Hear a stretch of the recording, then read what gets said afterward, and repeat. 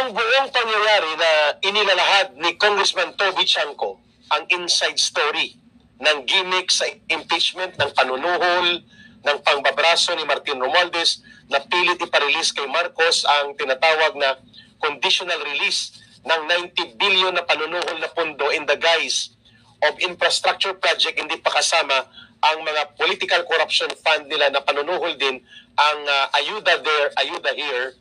at mga gimmick ito na tinuna na doon sa Lilo survey firm na isinagawa po ni Marcos noong Abril.